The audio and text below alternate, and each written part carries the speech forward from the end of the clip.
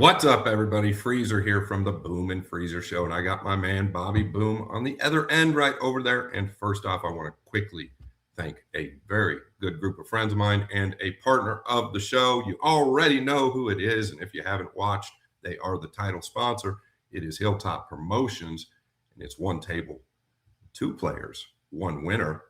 We got a guest on the screen that could have been a contender. It's Shane Van Boening versus Fedor Gorst, July 11th and 12th. And maybe he will be a contender. We're not sure yet.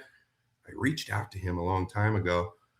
He was down to play, but his opponent wasn't. Maybe we'll touch on that. Maybe we won't. But it's Justin Bergman, my man, the Iceberg. What's up, JB? What's up? What's up, Scott? How you doing?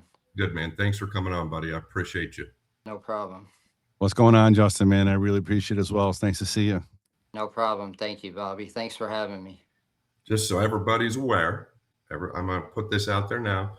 Justin is a quiet guy. He's not the type to like get out there and talk. So we're going to have a little fun with him.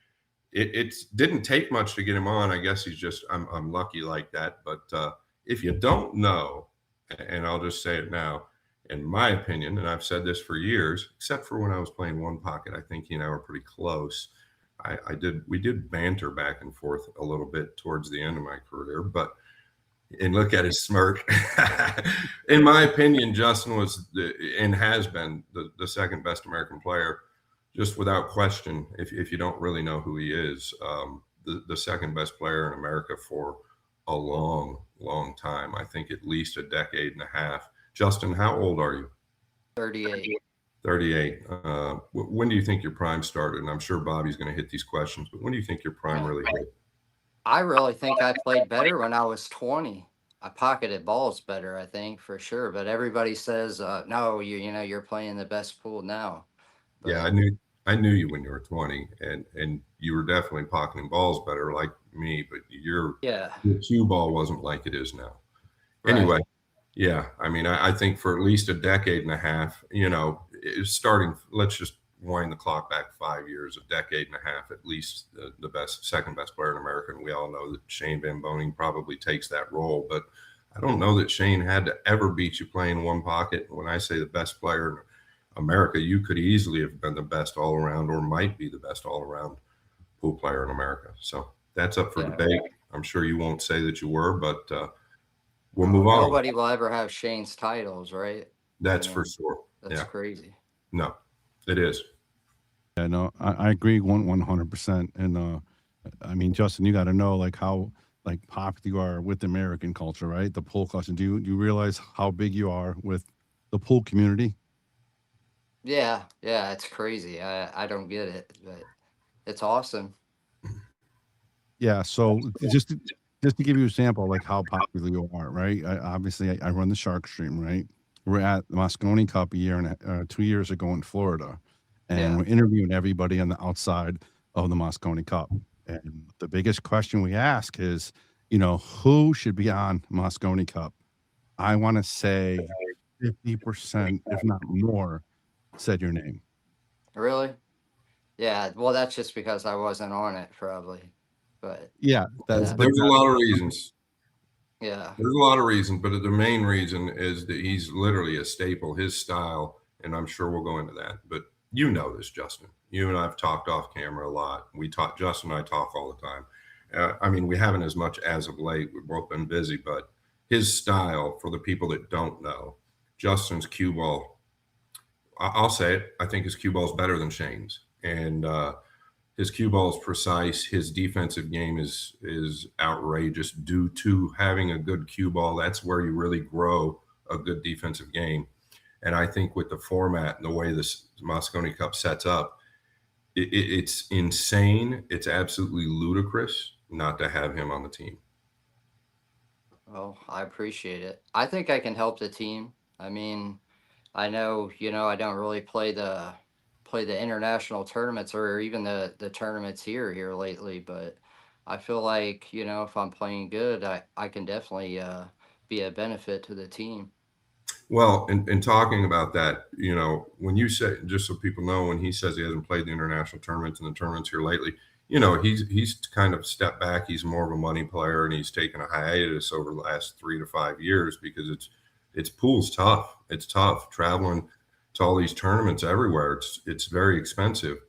He did make an announcement that he's trying out for Team USA this year, and you have been playing a lot of events. I know you're going to be playing this tour coming up this summer, which is insane. Oh, I know, right? Are you going to all of them? Yeah, I'll be at all of them. Yeah. The first one, shout out to our sponsor, Classic Billiards, Dave Bartosiak, and somebody that you know real well, Justin, and Bobby and I are good friends with. They're having the Vice City Open in late. I don't want to screw this up because my schedule's late July. They're having the Vice City Open, and then and shout out to our sponsor, Classic Billiards. They've done a lot, but I'll be at that. I don't know if I'm not going to put you to the fire there. I'll be at that. I know you'll be at the Florida Open, the U.S. No, I'm Open. going. I'm going. Are I just you? talked to Dave like a week ago. That guy, he's awesome. I like Dave a lot. So I'm not gonna miss that one. Yeah, he's as good as it gets, right, Bobby? And that's fantastic. I mean, obviously, Classic Billiards is a great place. I think, is he a sponsor of yours, or is he? We were talking about it. Yeah, I think so. I think he was wanting to make the announcement himself. So maybe edit that out. Yeah. But yeah. They're working on something. There might be an announcement coming soon. Yeah, no, it is, but he wanted to do it at Classics, like Of course. do the whole shebang there. So I don't know. I'm sure he probably wouldn't even care if it was on here, but No, he don't care. Yeah. He don't care. He's still going to make an announcement. Yeah, absolutely. yeah. Great guy. Great room. How about that room, right? Man. Crazy atmosphere is. You got to love it, right? Oh yeah, he's a good guy to have on your side for the Moscone Cup. Yes, he yeah. gets those fans riled up. Yeah, he does. Yeah. No, for sure. He was screaming at the Ultimate Pool Tournament in Iowa. I was playing David Alcady at his pool room, and he's like 1776. What does that mean? Do you know what that means? What does that mean? Well, like America. Like Oh, okay. Well, Yeah. I know he loves David, so that's why I was wondering. He does. He really yeah. loves Maybe it wasn't David. Maybe it was a UK guy or something like that. He's like, we kicked your ass, and right. That would make 200 years ago. But I'm going to put your feet to the fire, Justin. What is your schedule? Because everybody in America wants to know what you're doing, and they love to follow you and do the things. Can you give us an idea what you're planning? Yeah. You just made a great announcement. You're going to be at Classic. Can you tell us? So I'm going to Iowa to play the BCA tournament. That's in like July 5th or the 11th or something like that. Dubuque, Iowa. Like 10,000 added 10 ball, 10,000 added 9 ball. From there, I'm playing Tom Cousins. Like we got like 150,000 bet right now. We got to talk about 40,000. What's that? We got to talk about that match. We'll get back to the schedule. Sorry, Bobby. So tell us a little bit more about how that happened and first off, who is Tom Cousins? I know who it is. Yeah, Tell people who he is. I mean, he's the best English 8-ball player in the world. He comes here and plays all the Ultimate Pool. I think I beat him in the finals one time, and he beat me in the finals one time. But that's the only time we've ever played. And you can tell the guy, is a great player. So it should be a good match. I want people to recognize Justin truly knows and believe. You got to, amateur players out there. I guess this is where I'm going because I coach a lot. I teach a lot. You have to respect the guy you're playing. You have to, if you don't give the guy the ultimate respect that you're playing inside and know that the guy can really play, 9 times out of 10, Justin will tell you, anytime I've ever gone into a match thinking that I was going to run a guy over, I got robbed. So you have to respect the guy you're playing. And I know he plays good. I'm a little surprised you guys, I messaged you. I was a little surprised you're playing a race to 30. Yeah. Seems slow, right? No, definitely. Yeah, especially it's a 30-second shot clock. So, I mean, it might be over in 2 hours. Yeah. So can you tell us the details of it? Can you go through the Yeah, details? yeah. It's just like the ultimate. I don't know if you've seen any of the ultimate pool tournaments Yes. going on. We've been We're talking playing about it for those sure. rules, 30-second shot clock, race to 30. You know, that it's slot Eight counts ball. and all Eight that. ball. 8 ball, yeah. Yeah. How much in the middle? Right now it's like a 140, like 70 each. Yeah. Yeah. Is that the most you ever played for? Or what is the most you ever played for? I mean, I've played like 20,000 a game, 9 ball bar table a few times. Um, I played Little John. Scott was, you commentated that. I think Yeah, we that was had about 150, yeah, that was a big something like set. that. I Yeah. was actually betting on you on that. 300 in the middle. That's probably the biggest set I ever played. That was an That's a pretty intense big set. set. That was an Uh, intense That's a pretty big set. yeah, it was crazy. 20,000 a game 9 ball. Shout out to our friend Carl Baum. Yeah, And he don't care. He loves the light, but Carl Baum for will sure. bet it up out there in And that's St. a big reason why the Little John game got bet so high. Because He was on the other side, right? He was. Yeah, yeah. I was a little surprised at that actually. Yeah. I, And I had one guy. You know him, Duff. I know Duff. Yeah. Duff's a bad man. He's a great guy too. I haven't seen Duff in 15 years. He's from our area. Yeah. You're from Iowa, right? Yeah, but I mean, he was in Olathe or in Kansas City, right? So I used to see him Yeah. all the time. It's probably been 20 years since I've seen Duff. Really? Such a good Still guy. looks Yeah. the same. Does he Still really? gambles like crazy. Oh God, that guy's got more speed than a Ferrari. I just saw your face light up a little bit talking about 20,000 a rack, right? Can you tell me the difference, and everybody in the show and the audience, what's the difference between playing like the big cash games or playing, like you said, in the finals and the tournaments? What do you enjoy more, and what's the biggest difference? I mean, I prefer gambling for sure, but the older I get, the more I appreciate tournaments. I still like to, I feel like gambling, the better player is going to like it. There's less luck. You get to play more. And I always hear about the pressure, there's more pressure in tournaments because you can't flip the coin, but that they both have their goods and bads. Your But I style, prefer gambling. your style also suits tournaments too, though. Like you've always been able to do both really well, in my opinion. Yeah. But Yeah, I mean, you got to, right? If you're going to play pool yeah, this yeah, day and age. you do this day and age. But when Justin was playing, you know, he was one you wanted to bet on. I always bet on Justin my whole career. Really, I always bet on him. And when you're gambling, like I know a couple years, I want to say you took like 3 or 4 years off. Were you doing a lot of gambling then? Did you go to playing back to playing the action, or were you playing more action when you first started playing? When were you playing your most action? Yeah, I mean, when I was younger, definitely. But yeah, I mostly gambled, and then I'd play the odd tournament here or there. But I would play real hard for like a month, and then I might not play for 2 or 3 months, and then something might get lined up, and then I'd go hit balls for like every day for like a week, and then go play a guy or whatever, and then not play again for like a month or two. You know what's ironic, Bobby, is he is almost, and I couldn't really compare me or compare him to me more than anybody else. Like what we struggled with throughout our careers and the downsides to not getting any action. You know what I mean? Especially when you're used to betting really high. Justin has played those big money games, given up those massive spots where a lot of guys really haven't, kind of like myself. And then when that kind of simmers down, it's real hard to go out there and play for 1,000 or 5,000. You know what I mean? It will do something to you.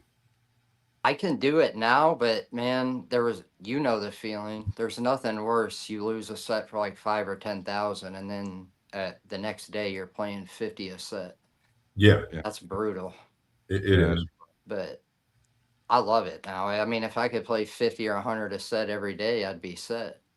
Why do you think that is, though? Why do you think you're kind of liking to get game more again?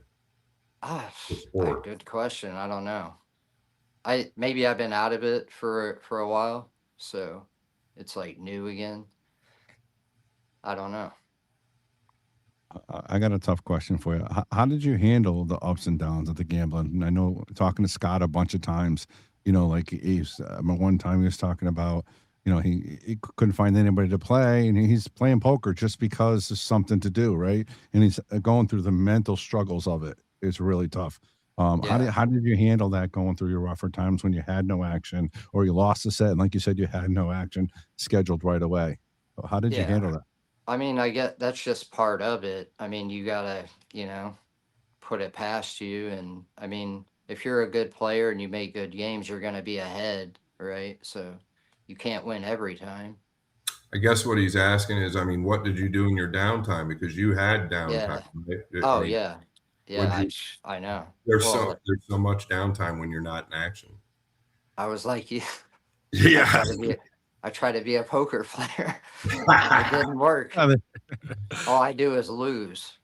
Yeah. I a lot suck of at pool players poker. try that, right? A lot of pool players go to the poker realm, right? Because they not easy money, but they see the money right there on the table, right? Yeah, for sure. And big money. Yeah, But I don't have the patience for it or something. I don't know. it's a tough game. It's a real Yeah. tough game. Do you play poker? Of course, I mean, Of course. not major tournaments and stuff, but I've played up my whole life, and Yeah. 'cause God knows I gamble a little bit, so I like to gamble and play a little poker for sure. And I think most pool players play poker and tennis. Do you play tennis? No. You're No. probably the first one. Yeah. The I'm too first one. short. I'm too short for tennis. Uh, I play I want golf. Do you play I'm golf? not. That's another Yeah. one. Now, do you Yeah. play because you love the game or because there's a gambling on it? Both. But see, like pool, it's hard to play and not gamble. Golf, I can go play and not Yeah. gamble. Yeah, Yeah. yeah. What do you Which is shoot? weird. What do you shoot? I probably no, I'm not good. You're not I, going to tell us because you got action out there. Oh man, you got all no, the same. You no, guys are no, all the no, no. same. I probably shoot like I mean I cheat. I'm improved my lie and all that, but I'll probably shoot 80. Oh, really? Yeah, Gosh, from if the I white played, tees. yeah, if I played like that, I'd play every day. Well, I don't know. I probably wouldn't, but yeah. What do you shoot? 160 now, probably, Oh, but yeah. you'd No, be a good game for my I buddy used, John. yeah, I'll play John. I haven't picked up clubs in about 12 years. Yeah. Uh, but I would give Bartram, like, he would play from the women's tees, and I got into it for quite a while. Really? I lost a lot of money on one final hole on 18 at a course, and I never Chris touched it. Bartram? Yeah, I used to give him. He would play. That was his customary. If Chris Bartram played anybody, you had to let him play from the women's, and you played from the men's, and then you work out the game from there or whatever. But here's what he did do. He did hit it straight down the middle, just about 55, 60 yards. Oh yeah. Yeah, yeah. But he Damn. never, he was still pretty consistent. Yeah. Yeah. Right up the middle, 50 Yeah. yards at a time. Yeah. It's like my uncle. Everybody's got their own moves. I want to talk a little bit about bar table and big table. Now, you're obviously known as one of the greatest players. Scott talked about it earlier, and probably one of the second, if not, second greatest American player there is. Right? You played a lot of bar table. First. I want to talk about your run. You want to talk about your high run on the bar table? Can we talk about that? Yeah. What's your Yeah. high run racks in bar table? And what games? Yeah, Yeah. it was Magic Rack 9 ball. I think I ran like 18, but I told the owner, Brendan Sullivan, I kept telling him, I said, dude, somebody might run a 30. If you're Yeah. getting a shot on the one every time, With a right? Magic Like, Rack. yeah. Right. And but he didn't think nobody could run, 11. But Well, listen, that's still incredible. 18 is insane. 18 is Yeah. unbelievable. you got to get lucky, you got to keep getting a shot and balls not tying up. And you got to make a Yeah. bank or two, probably. 18 is incredible. And you did that recently, right? Within the last year and a half, 2 years? Like 3 years ago. You probably. playing? Who were you playing? I was playing this kid, Skylar from Cape Girardeau. Yeah. Yeah. What were you playing to? I mean, if you were in 18, I think I gave him like 25 games going to 50 for like and then you 1,000 run an or something. 18. Yeah. Yeah. We're playing even now, bud. Yeah. Yeah. Right. Yeah.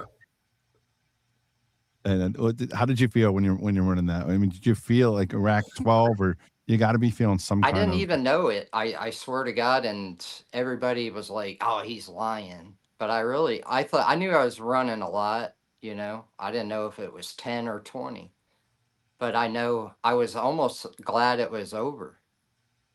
I was Really? like, yeah, literally. Like I could have kept going. Actually, I had a bank and I played safe. Oh I mean, wow! it was like a bad bank, but I could, you could maybe make it. But I was just ready to sit down. It was I like did. I broke over an and hour. run 22. I had Really? five nines on the break, but that was in Mobile at Breakers. Yeah. I Yeah. mean, everything has to line up for you. Shane broke and run 22 on me as well in Iowa, and our raced 150. I think I broke and run 11 or 12 once. 10 ball or 9 ball? 9 ball. 9 Yeah. ball. And the night I walked in, Shane and I are getting ready to play for like 50,000, racing 150. And I walk in the night before and he's pounding the one into the into the stock. This before the magic rack, or there's no magic rack, Scott? I beat him a couple of times playing even in Olathe for money. And so he wanted to get even. And I knew I probably couldn't win. But I was playing bar table, I felt like as good as anybody back then, too. And it was rack your own. It was rack your own. And he thumped me. He beat me like 150 to 112 or something. Well, you guys play at Big Dogs? Yeah. Yeah. I think I remember that match. Yeah. That was like really before he really like, or was it after he started winning? He He had was just well known, he obviously. had just gosh, we were young, huh? That was the action report. Remember the action report? Yeah. Tar? Yeah. Did you play any matches on Tar? John Mora and Tony Chohan. Strong. Yeah. At Duff's Pool Room, I played Tony. How'd you play Tony? Even 9 ball, even 10 ball. It was like a year after I played John. I was like 19. Who won? I did. Both John sets? Mars was staking him. John Mars was staking Tony? Yep. Yep. Wow. And I had 2 guys, Watches. You know Watches. Yeah, real well. He's a friend of mine. You know his friend Scotty? Oh, He's yeah. showing up Big for Scotty? him. Big Scotty. They staked me. That's cool. That's cool. Did you have more action on the bar tables than you did the big tables overall in your career? For sure. Like, it's weird. Like, I started off only really gambling on the big table. And then, like, around the Midwest, it's bar table and bar table only. Like, the pool rooms anymore, you're lucky to even have a big table. So, like, yeah, probably 80% of my, money I've won in pool is on a bar table.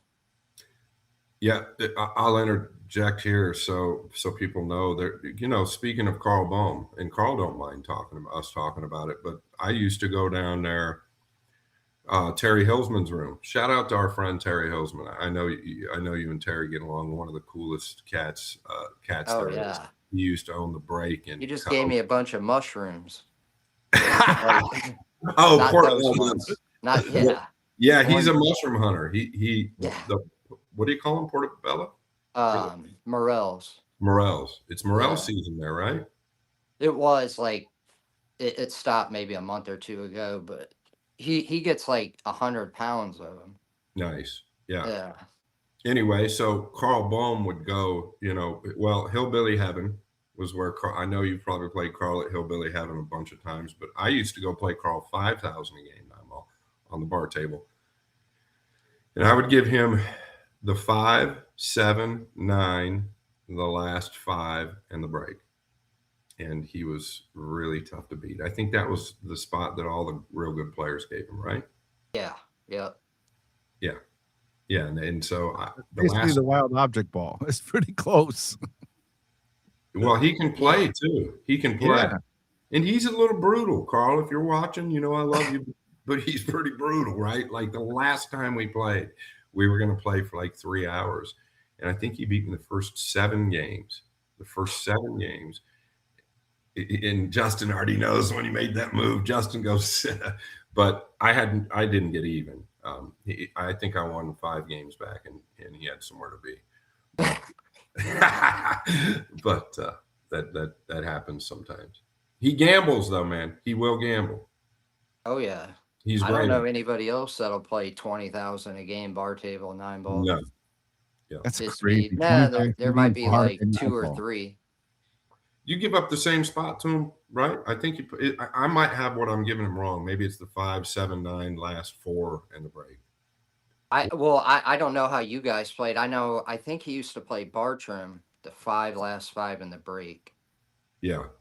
And I think I played him like that one time, and then we've changed, a few different times. I think the last time we played, I don't want to get it wrong, and then he sees it, and then he wants to temperature. 5. I think I gave him the 5, 7, 8, 9, all wild, last 5, in the break. Yeah. And they were wild on the break. One time we played only 2 of them, and that's huge. It's Now massive. he's got 5 money balls on the break instead of 3. Yeah. Wow. Yeah, and every time I played him, they were always wild, and that's what would happen with him. He would just, he breaks good, so he Breaks better than me. Yeah, he breaks really Yeah. good. That's the best part of his game. He's aware of that, by the way. He's aware of Yeah, that. of course. You've got to dodge those money balls. Every time he makes one on the break, you guys got to win 2 just to get up. So it's Yeah, but he might. You got to work so hard to win your games. Yeah. Speaking of hard games, Justin, let's talk about what was your toughest match ever? And keep it in the bar table for now. We'll talk about the 9-foot a little bit more. Your bar table, win or loss, toughest match, or your most memorable match. Could be a win or a loss on a bar table. Can you talk about that a little bit? Yeah, I'm just trying to think. I mean, there for a while, nobody could beat Skylar, on the bar table. He was just winning every tournament for about 3 or 4 years. Shane McMahon before then, he used to win every bar table tournament. And before him, you had Jamie Barracks and Chad Vilmont. You remember them? Yeah, I used to. Chad's from Iowa, and Jamie was from Quad Cities. Yeah, there's so many good players around here back then. But I mean, probably one of the sickest feelings I ever had. I lost like a $10,000 set to Jeff Beckley. I was on the hill like 28 times, and he wouldn't quit, and he came back and he beat me. And I just remember it because that was a lot of money to me back then. I was like 18. Okay. And it was like, I don't know. I just remember it being a big swing. Like I could have made like 20,000 or something, and I left broke. And I should have beat him like 30 times, but he came back and beat me. You took that as some fuel. It was a learning lesson. Yeah. Did you ever get him back? No, I don't think we've ever played. We were going to a couple years ago, but it never happened. I don't know why I just thought of this. What about what I watched? And I don't think maybe I bet on you, maybe I didn't, but I just thought about that game that you and Jeremy Jones played. Did you guys play? Tell me about that game. It was a partners game or something. I can vaguely remember this. Danny Smith and me played Jeremy. I think we gave him 9-8. We played for it was either 8-7 or 9-8. And the poker player was staking Jeremy. Nick Showman. Yep. Shout out Nicky, friend of mine. We played for 10 days straight. Yes. Yeah. I watched every rack. I must have been betting on that. Really? Yeah. Yeah, that was a set. I actually learned a lot, playing that set. Yeah, Danny was playing real good at one pocket at the time. And Jeremy moves so good. You know what I mean? Yeah. He moves so good. Yeah. That's another set. We were on the hill 20 times, and Jeremy just kept coming back. Who won the set? We ended up 2 games winner. That's right, dude. I remember this. Oh my gosh. Yeah. Yeah. 2 games. Play for 10 days for 14 hours a day. and there was 2 games difference. That's so different than like a tournament, especially now at Ultimate Pool, right? You got a 30-second shot clock. You're playing 45 minutes. That's Oh, how do you adjust to that? Like it's going a playing different 14 hours. game. Yeah, it's not even the same. Yeah. And I think a lot of times we were taking like Jeremy's kind of a slow player like me too, Yeah. especially like playing one pocket, right? But there you might take 5-10 minutes to shoot one shot. Yeah. Smoke breaks and Yeah. you don't have a time limit. You don't have anything really. You can take your time. You can do whatever you got to do. Plus, you're playing. Were you guys able to coach or not? Was it coaching or not? Yeah. Yeah. Yeah, that's one reason, right? You can also get in that rut as well. But Jeremy also, I called him the turtle because Jeremy would slow roll people quite a bit. He was real good at really slowing everything down. Oh yeah. He showed up late a couple days. No. Yeah. Me and Danny wanted to kill each other a couple of times. Oh, I'm sure it's tough. Yeah, yeah, I'm sure. All right, so again, let's go back to the 9 foots now. We're talking. What is your schedule for this upcoming season? Now you're getting Yeah. ready. You're hopefully, obviously, Moscone, right? You're gonna Yep. start off the classic billiards, and then where from there? Yep. I go after classics, the Florida Open, then from there to Arizona. Is that Yuma first or Phoenix first? Scott, Scott. which one's first? It's Yuma. Yeah. Yuma. Yeah. Yuma. And I'll get back to that. I'll look up the dates. And that brings up something, Justin. You go to the Phoenix Open, which I'm heavily involved in as well. And that's another sponsor of ours, Metro Sports Bar and Grill. David Lee. There's 2 Davids, David Bartosiak with Classic and David Lee with Metro. And I think you're going to like this tournament. He's redoing all the tops. They're new diamonds as it is, but he's redoing all the tops to 4.25. Really? And it's a really cool room. I know you're going to like the room. There's no windows in the room. It's a dark room. It's set up nicely. There's going to be 2 TV tables with arenas. I'm excited for that tournament. A lot of pressure. I'm knee Yeah. deep, but Metro Sports Bar has been a part of our podcast for many seasons now, and they're really good people. You'll like it, Justin. So you go. What part of Phoenix is that in? That's the northwest side of Phoenix. So yeah, you'll go to the Florida Open, then the Arizona Open. Directly after that, there's 1 full day, 2 days between, then the Phoenix Open, and then from there, you're going to the U.S. Open, right? Yep. Yep. So I'll be gone about 2 months straight. That's a long travel time now for somebody like you that said you didn't go to a lot of overseas. How do you handle that? Is that one of the worst parts about being a professional? Is the travel schedule? Oh yeah, definitely. And it's not so much like the flying. It's just everything. Like now I'm older. I'm too spoiled. I haven't. I got to carry like 8 bags and all that. Like I don't know. I just never really liked flying. Period. But so even like on this trip, I'm driving everywhere. Yeah, I mean, Justin's a driver, and if I could drive, see, Justin, I live out here, literally. Yeah. It was one thing I learned when I moved out here in '99. If I'm in Iowa, we used to drive everywhere. I mean, I didn't care if I was going to Florida or Georgia or the East Coast. It didn't matter. We drive it. But I'm all the way out here now. In order for me to go anywhere just to commentate, I've got to fly. It's 25-hour drive just to go to one spot if I'm not flying. So I've got no choice. You're lucky, you got Vegas and California and all that there, but yeah, Yeah. anywhere back east, that's brutal. What do you do when you're not playing pool, Justin? Now, like say you're relaxing right now, just chilling. Did you watch the Knicks yesterday? You watch sports at all, or Oh yeah, love it. That was crazy. it was right? Yeah, that was like Never win. every It never game win. was great. Yeah. Yeah, So what do you do? What do you do besides pool when you're not doing pool? What do you do? gamble, watch sports, watch TV. I've been playing a lot of golf. I want to get good at golf, so I've been, playing a lot of golf here lately. You're involved. You're involved in which there's nothing wrong with it. I think they're great people. The Ultimate Pool League, right? Yep. Yep. What do you? Me and Brett Snowden, we have the Ultimate Pool League around Illinois and St. Louis area. That's, going really good. I think we got like 50 something teams right now. next session we'll probably have 75 or 80. So Good for Yeah. you. they're, yeah. So are you like working part of that, or are you just kind of running part of it? Really? So That's yeah, I all. mean Brett does literally all the work. I mean, I do a little bit, but he does 90% of it, you know.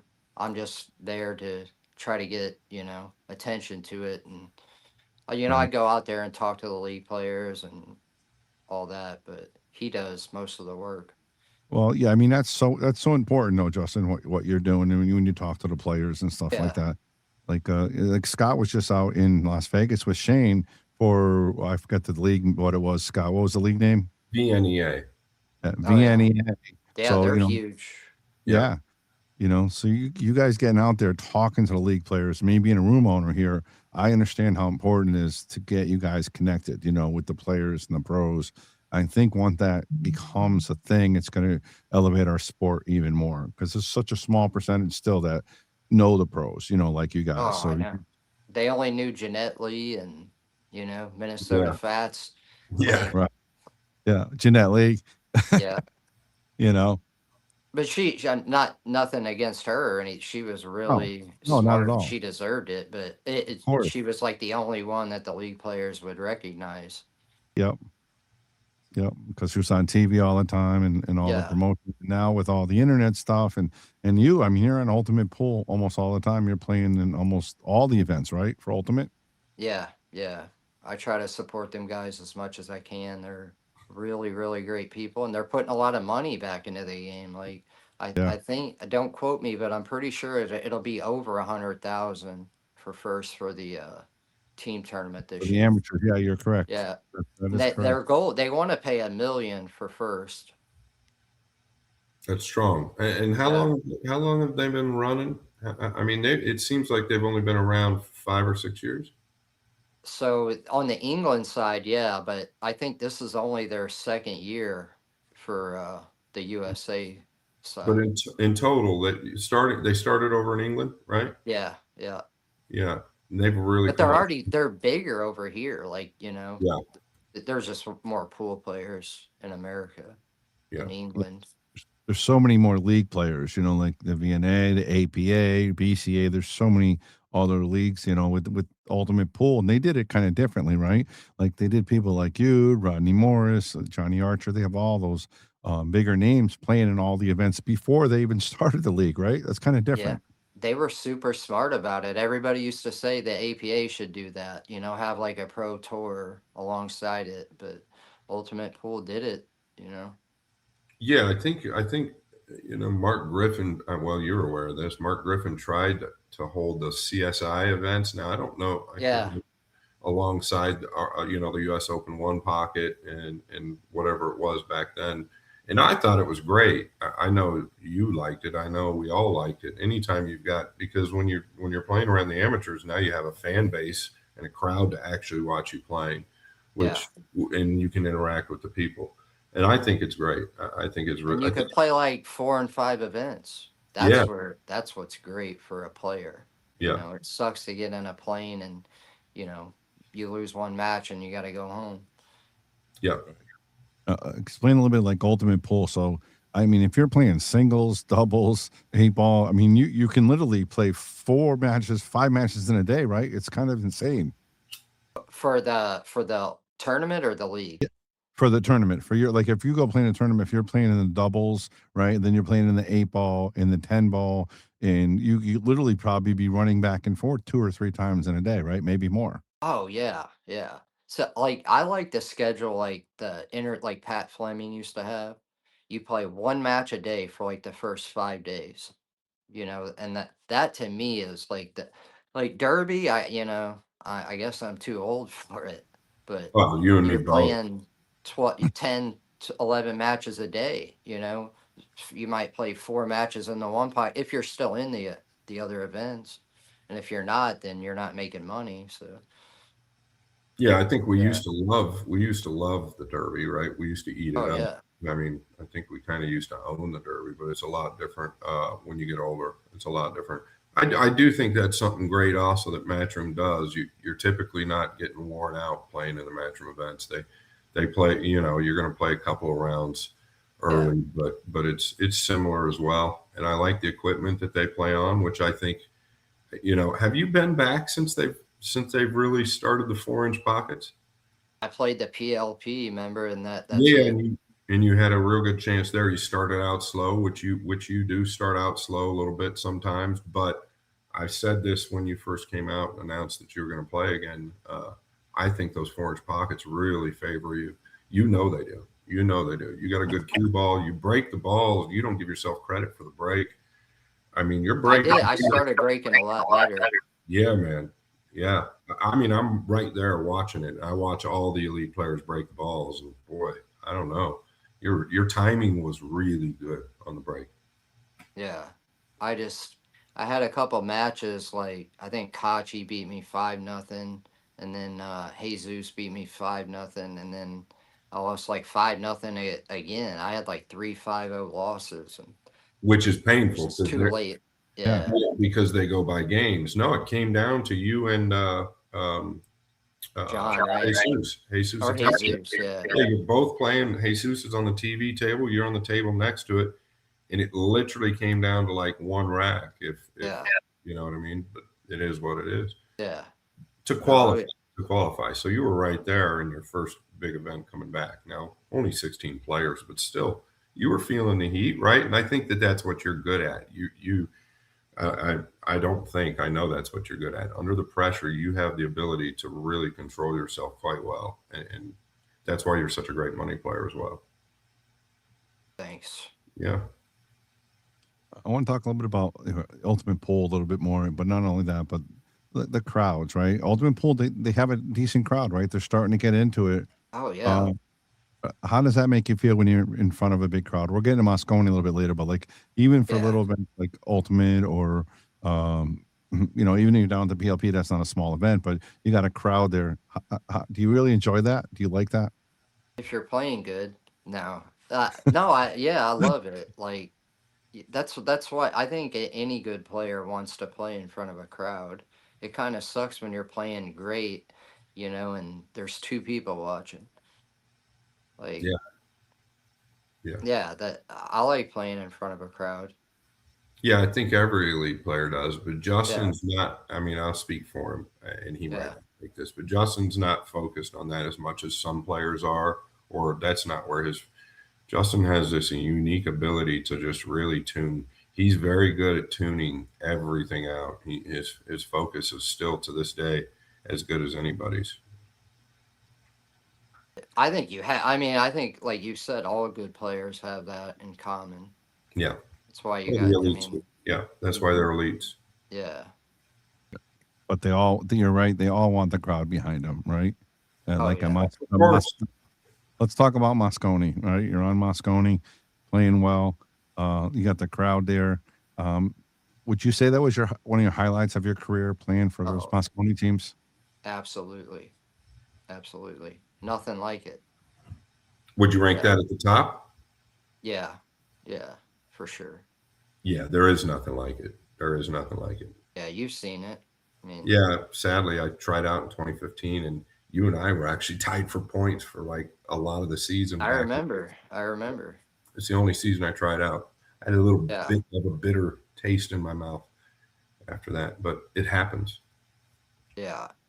Yeah, you had a good chance. I think you were like 4th or 5th in points going into the last tournament at the U.S. Open. And I drew Earl. I went to Lindenwood, did all that stuff for Mark, did all the good stuff, worked with the kids at the college, which I enjoyed. I drew Earl. First round, and I was down 10-7, race to 11. I make it 10-10, and I got kissed one rail on the side. I made like 3 balls on the break, and it was on the AccuStats table. And Earl runs like 5 balls, runs out, and 6 balls runs out. And Mark Wilson was captain at the time, and he comes walking down the steps. He was commentating. Comes walking down the steps, and he said, "Well," I'll never forget it because he calls me Frosty, and I love Mark. He said, "Well, Frosty, you gave it a hell of a run." He just walked off, and I was like. Meanwhile, you're still in the tournament. Yeah. I was still in the tournament. That's what he said to me. It is That's what it crazy. How about after you played Moscone? It doesn't seem like you kind of stepped away from Matchroom. Can you tell us what happened there and why you didn't pursue it as much as you did? Yeah. Well, COVID happened, and then man, I've always been this way though. Like I'll play like real serious for like 4 or 5 years, and then I get burned out, or you don't get no action, or you gotta wait 2 months to play a tournament. It ain't like that now. There's a lot more tournaments. The money's obviously better too. But um, so I don't know. It's just I feel like the timing's right to start playing tournaments again now. Speaking of the money, you just did you sign a new deal with a Q company? Yeah, yeah. Viking. Viking. Yeah, Nice, nice. yeah. I just got my brake cue today, and dude, it's crazy. It breaks so good. Does it? Yeah, and you know me, like I could have signed with anybody the last 10 years. I haven't been making anything. I mean, I love my Lomax or whatever, and I play good with it, but I could have been making money. I could have, but I Well, didn't what? care. I just want to play my best pool. Yeah, what Justin and I've had multiple conversations about sponsorships for Justin, and Yeah, he was always like me. If the Q didn't perform, there was no money really worth it, really, because you don't want to go out there and look like a fool, right? yeah, And, right. and I I mean, think, you're playing for more money than what you're gonna get in a year. You yeah, know, sometimes. So why would you?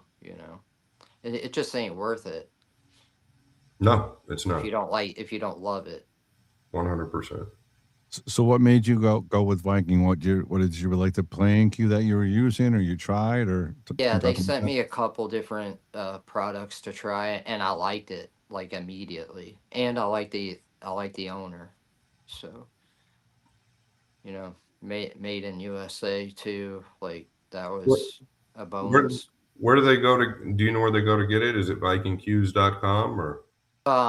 So they're gonna make my own line of cues. I mean, it obviously they won't be ready anytime soon. But yeah, they own Seabirds, 60, and Viking. Nice. Um, Check it yeah, out.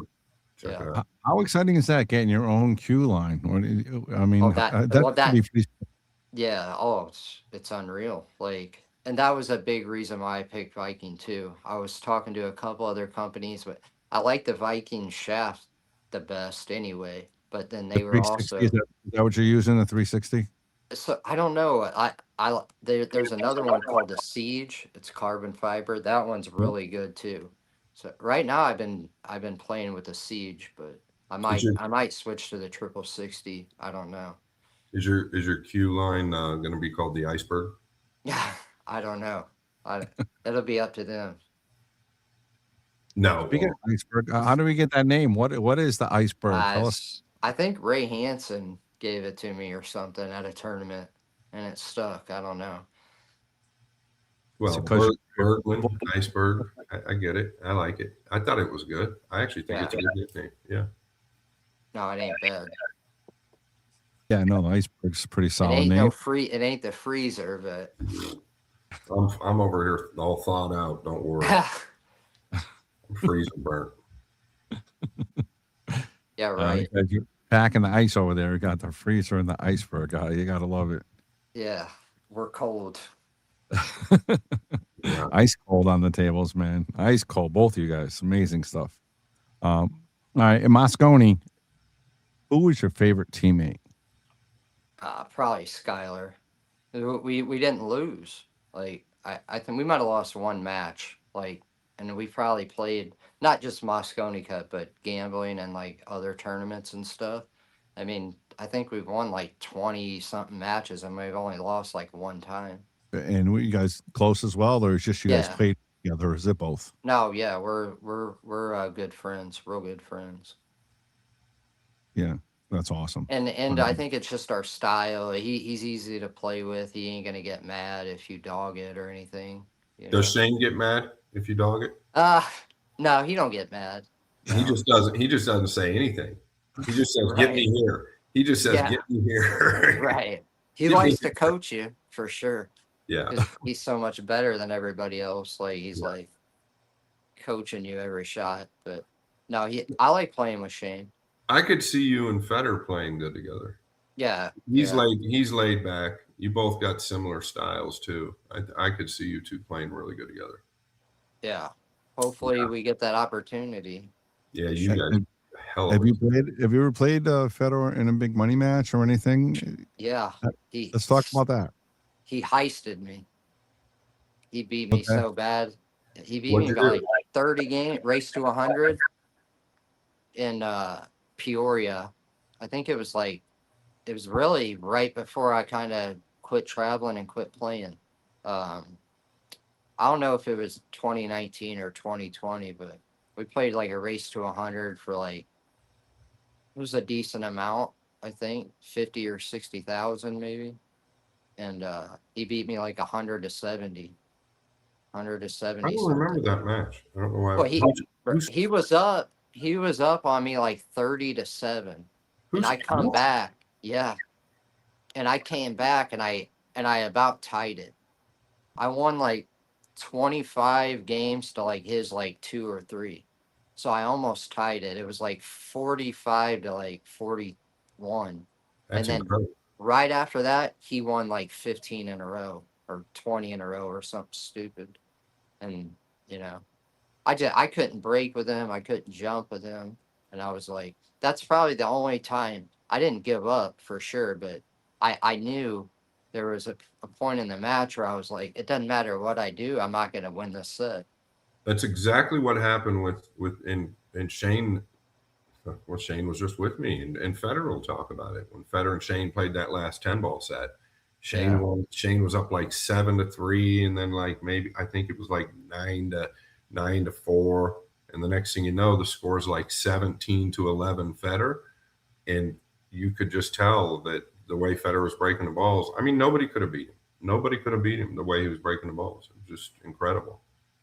Was it 10 ball, right? Yeah, man. And it was Yeah. really like, I mean, I commentated it, but it was, I mean, I knew Shane was cooked and he knew he was cooked. And you know, a world-class player is not going to, but he gave me a look and we talk about that. He gave me a look when he was down 17-11, but it was the way Federer got up 17-11 as to why I got that look from Shane. And it wasn't like he was giving up. It was like, I'm in effing trouble. Right? Yeah.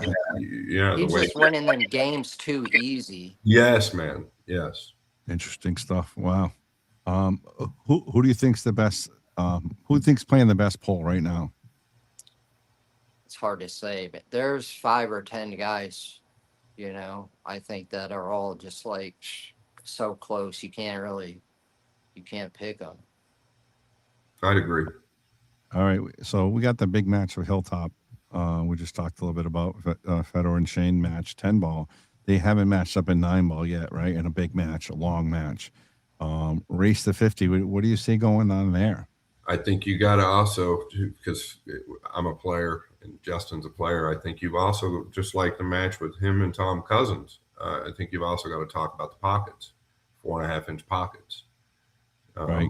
Yes. as well. So I know that if Justin's calculating a match with 2 great players, Oh, yeah. he Makes a wants little he wants to know it's everything. Pockets. Where are they playing at? It's a completely neutral location in Anderson, South Carolina. Oh, Yeah. South Carolina. Neither one of them's ever played there before. Who do you like in that match? It's Race 9 to ball, 50. 25 each day, 4-inch 2 pockets, days. matchroom rules. Man, well, you know it's going to be close. Yeah, 9-ball. yeah, Yeah. It'll be close. yeah. I'd I say. agree. I really the guy who wants it more and the guy that I mean, you know, Shane is going to be ready for it. Yeah, I mean, obviously, so is Federer. Flip a coin. yeah. I agree. I agree with that. I agree. I think it's close. Yeah. Yeah. I mean, I think it's gonna be fun. Now, have you heard people talking about the Hilltop Promotions and the event? Are you familiar with it a little bit? I've heard you guys talk about it. I've seen it on Facebook. Yeah. So winner stays on, right? And then they haven't decided who's going to play next. They may let the fans pick it, but how exciting as a player does that sound? Like if they pick you, right, and you play King of the Hill, and you win, you stay on, and you can continue the win. That's kind of No, unique, right? that's a cool idea. Yeah, for sure. Well, I'm sure they're gonna probably want filler, right? I think that's what everybody wants to see is like filler and Federer play. Or Shane. I mean, let's just be Yeah, honest, yeah, Filler or Federer or Shane, but you were on the list, you know, and you'll get a chance to play. yeah. Yeah, I you're play. definitely a chance. You'll get a chance. And next year, there's a new season that'll start. And I'm just going to say it. I want you and Jason Shaw to play. Yeah, Yeah, I think it'd be a good match. yeah. Seriously, I just do. I think the people want to see that. I think it'd be a good match. Oh, that would sell for sure. Yeah, the people want to see that. Yeah, I mean, Sign me up. You heard it, boys. Jason, it's go time. It's go time. It's go time. I would talk a little bit about the single elimination event that's the Phoenix, right, Scott? Is that the Yeah. Phoenix? Are you familiar with that? It's going to be a single elimination, 128. It's the Arizona Open. It's one Arizona Open. All right. Yeah, the 128. We ran this. It's a model based on what kind of Jeremy and Carl and I kind of wanted to push, because one of the things that is tough in a 256 man field is, especially for production. Now, I think there's player benefits as well, because you don't have to beat. If you get beat, you can go, you can leave, you can go do something else. But in a 128 man field, there's always going to be good production, right? There's always going to be pressure on the players. If they win one match, they're guaranteed money. Win one match, you're guaranteed money. 256 man field, you could lose your first match and not till day 3 know if you're getting money or not. You could get beat out in day 3 and just waste kind of 3 days. Now that's kind of the model. We ran the Philippines Open, or commentated the Philippines Open, and it was insane. As far as the pressure and as far as the production and commentating, it was great. But we looked at the other side of it and felt like, for a player's aspect, once they could if they could get used to it, you know, a little longer race, the money's the same. All you got to win is one match now. I think there's a good chance that more of those happen. I don't know what Justin thinks about it, but I'm not a huge fan of the Predator races to 4, that format. Best out of 3. I'm just not big on that. So I don't know. What do you think, Justin? I like the best out of 3. I don't like the race to 4, but I like the longer races too. Single elimination. It's going to be tough for a player to like it. And we understand that. It's like a guy like Justin wants to play a race to 50. You know what I mean? And I get it. I do too. Yeah, you can't do that, right? Right. Tournament. No. Yeah. No. But I'm just going to be seeded though too, right? It's a matchroom event. It's going to be seeded too. Scott, right? Yes. So with the tight pockets, the 4-inch pockets, like a race to 11, you know, race to 13, that's long enough now, I think, you know. Yeah, it's long enough with the tight pockets. You're going to get your play. You're going to get your opportunities. We don't see anybody breaking and running 5s and 6s. It just doesn't happen, right? And going back to the best players right now, I think as far as tournaments concerned, I think Yap is probably playing better than anybody. I mean, I just don't. Filler obviously as well, right? But Yap, what he's done the last 2 years. But yeah, I think the format's going to. They're always going to have the open events, like the Florida Opens and the U.S. Opens. They're always going to have those, but I think that mixing it up a little bit is healthy. I don't know. I mean, things just really listen.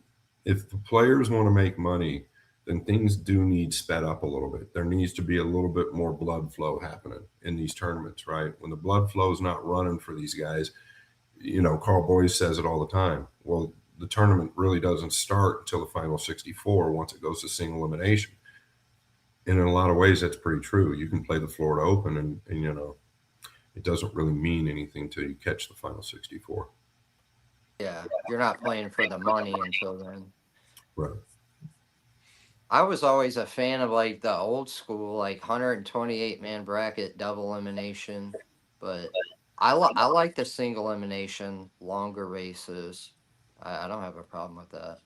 Well, it's just if the way it works is if there's tournaments surrounding it, right? I don't want to say we, but I'm part of Matchroom. You never want to have just a single tournament out in the middle of nowhere where it's just one event. right? But the way it works is that there's a Arizona Open right before it, right? But then there's the Yeah. Phoenix Open where the final 16 is single elimination, longer race. So then you've got the Florida Open, then the Arizona. So it's surrounded by tournaments. It's not like you're just playing one naked tournament. You happen to get beat and you're done. Yeah. That makes a difference. Justin, what's your biggest win? Was it a tournament? Was it that big cash money that you had? What was your biggest win of your career that you felt most proud of? Like, I did this, awesome. Was it Moscone? Was it? You tell us. Yeah. I mean, being selected was definitely up there. Winning the junior nationals, that was like a really good feeling for me because I'd played in it a couple times and I kept getting second, third, then I finally won it and I got to go to the worlds. That was a good feeling. But yeah, probably Moscone Cup. Well, I know that Coach, we're flying Coach Johan Reisink up to Federer and Shane's match, and I know that Really? he's coming to the States. Hilltop's flying him to that match, so he'll be there ringside. And When are they playing? July 11th and 12th. July 11th. Anderson, North Carolina, 40-person venue. South Carolina. South Carolina, sorry, Anderson, South Carolina. Yep. So 40 people. Yeah, it's a quaint venue. It's like Yeah. it's an intimate venue. It's just turned into something really big, and they're great people. Stephen Tucker, Joe Furtado. I'm on the phone with them all day, every day. It seems like, but they're serious people. They're good people, and they're not looking for anything back. Right? They're looking to give. And we just did a show with them that's going to air soon. So yeah, it's exciting. Is it a pay-per-view or no? Railbirds TV. Yeah, the same people. They might. How many people do you think will watch that live? Well, that's what I was saying, right? Everybody, right? Yeah. Because I was commentating, Federer and Shane when they're playing the 10 ball, and then so I know those numbers were pretty big, and those were pay-per-view numbers. So Right. Railbirds TV, they'll be producing it, and when they're on their own, they do an amazing job. I've worked with them forever, and that was kind of my choice. Kyle, right? No, that's Rail Yards. That's Rail Yards. Railbirds TV's on YouTube. They have millions of views, Railbirds. But they did a lot with the Derby for a long time until Digital Pool came in, and then they had to use their equipment, which is fine. But everything's different. But yeah, you'll see the production from Railbirds TV, and they're killing it. Shot clock, the whole 9 yards. It'll be good. John Lehman's going to be referee. What's that, Bobby? I said John Lehman's going to be referee there. I mean, Yeah. they held back nothing, and like they talked about, the winner's going to stay on, and they're thinking, 4, 5, 6 people down the road. So I mean, you're going to get Really? all the yes. This is not a one and done situation. These guys are changing the game, Justin. Awesome. These guys Yeah. are really changing, and they're not looking for. You've been around the right. What do people want usually? They want something, right, from you or for somebody else. That's where it's from usually, right? They want These that. guys are not. They want to make money off you, right? Yep. Yeah. These guys are not, right, Scott? That's not what it's all about. These guys. No, but once again, no, in stark contrast, listen, the Matchroom's made several pool players multimillionaires, right? Yes. So they're not competing here. They're in a completely niche bracket of their own with what they're doing. They're playing one-on-one matches. It's not. This isn't a tournament format, really. It's a king of the hill format. One player, one table, 2 players, 1 winner. And I think they're looking at, because it's late in the season, I think they're looking at like maybe 4 matches for the first with the Elite Series. They're going to do a Legend Series, potentially a Women's Series, potentially a Junior Series. But What about like other games? Will they do like one pot? Yeah, of course. They're open to everything. They're looking to do something with Earl Strickland and his new straight pool. He's got a straight pool game where you can play yourself, and it's pretty interesting, and it is pretty clever. So they're open to a lot of different things. You find a match you think that's tough, just give me a call. I'll make a call. I know somebody, and we'll see what can happen. Yeah, I'd love to play there. Yeah, you're gonna. I would think you're on the radar anyway. You're gonna be some point, up there to play King of the Hill, even without a game. He was already on the radar. I actually he he was early on the radar. I had Yeah. made some phone calls, but we couldn't get him an opponent, and the scheduling just wasn't right. Right. Yeah. No, I'm looking forward to this summer. It's gonna be a lot of fun. You got a busy schedule with Ultimate Pool, then those 4 events back to back to back, right? I know, but that's good. At least you'll be in stroke. You Is know. your Yeah. dad there? Yeah. Is he coming? You mean Is your or dad right there? no? No. Oh, okay. Okay. I was curious. Tell your dad I said what up. I will. I will. All right. He goes to bed so early. He gets up at 3 in the morning. Yeah, he's a good dude. Talk about that, Bobby. Talk about support system, Justin. Listen, dude, your family at the PLP, you had was it 7 family members? 6. For I know. No, that was like friends of ours that live Okay. down in Florida. 2 of them. So Yeah. my aunt, my dad, and my sister came to the Yeah, his PLP. aunt, dad, and sister, man, they're diehard Bergman fans, and they support him. I Full think, fans. They buy streams that I yeah, don't even know the tournament's going on. And my aunt will call me and be like, "Did you see this guy beat this guy and this guy shot that shot?" And I'm like, yeah, "He she's loves into pool." your aunt. Your aunt, I won't say her name, but your aunt is very knowledgeable about the game, about the Yeah. sport. She's very knowledgeable. Your sister as well, and your dad, obviously, he's just a cool dude that knows as well what's going on. But your aunt, man, she sweats you hard. I Oh love yeah. it. Yeah, they want you to win, and I think that's. I could imagine having family around when you're playing. I mean, I think that motivates you too. Oh yeah, without a doubt, Yeah, for sure. Yeah. Yeah, and Even not if they're not there, like you're always you gotta play for, you don't want to let them down.